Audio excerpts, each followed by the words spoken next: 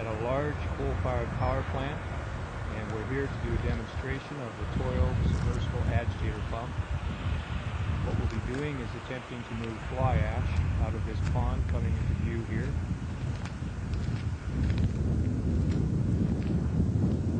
We can see a hole that's right in front of us where a front end loader has tried to dig the material out. This is the hole it created after 2 hours.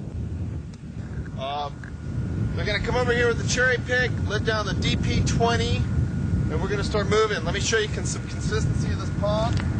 Now see if you can catch this. I'll show you right into the liquid end first, what kind of water consistency we have here. Okay? Lots of water, right? Don't move that camera too fast, just try to get it right on it. I'll show you what we have 3 more feet later.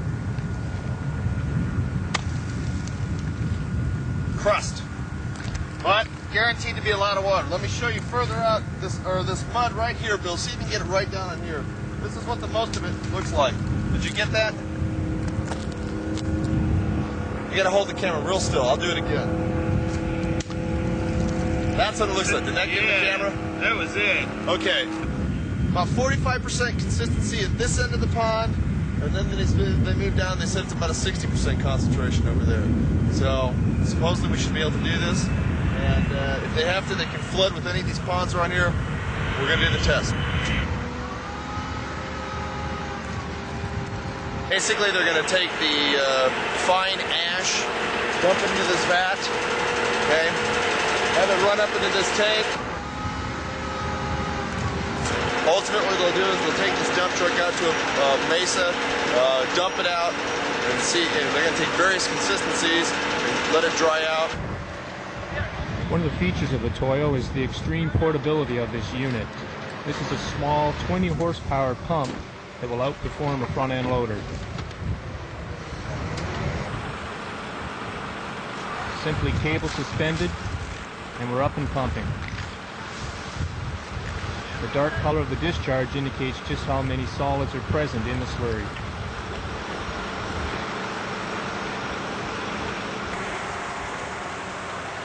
The heart of the design is a patented agitator that will resuspend settled solids and transport them through the pipeline.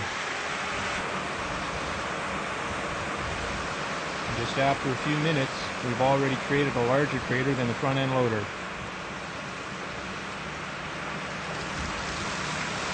Oh man!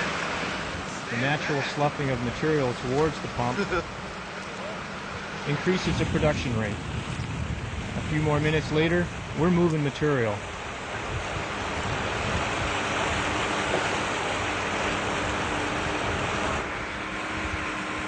The marker rocks up at the edge of the crater wall indicate the advancing crater size.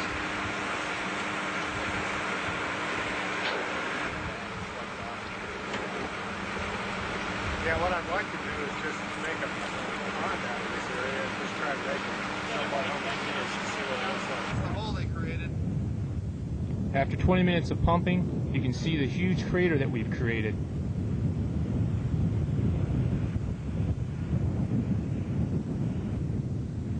Move further down the pond to a drier area for the second test hole. This is a 1,200 pound pump, and we have to use the weight of the pump to break through the crust. And we're pumping. The discharge in this case is a little darker, not splashing around quite as much. This is a heavier slurry. There you go. The steepness of the crater walls indicate just how dry these solids are.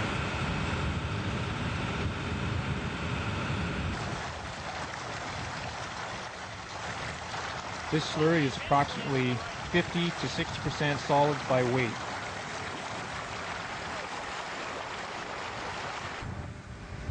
Crater 2 is successful, and now we're moving down to the driest area of the pond.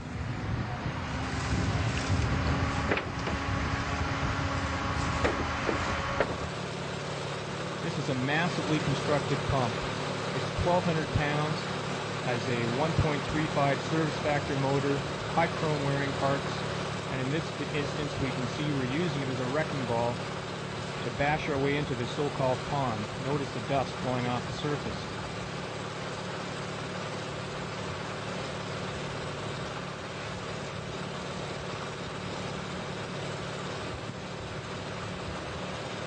Finally, we were able to bash our way into the pond and begin pumping.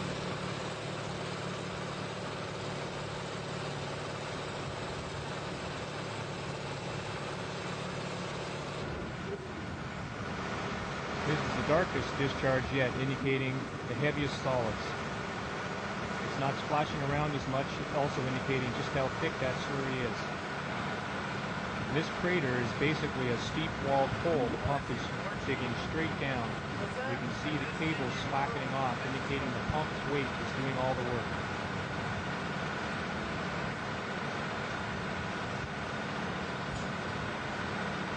Don't lose the pump!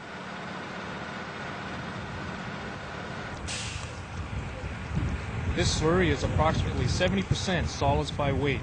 It's so thick it's not splashing at all. Looking back up the pipeline, we see the crater in the background. A successful test. Toil thanks Chris Woodbury and Bill Helene of Process Equipment for providing us with the film footage and performing the test. And they'd like to thank their Toil pump. Here's a close-up here of the patented agitator. This is the heart of the Toil design. It's supported by 28% high chrome wearing parts, low pump RPM, and a 1.35 service factor motor, unique in the world. This is one heavy-duty pump. Toil pumps, we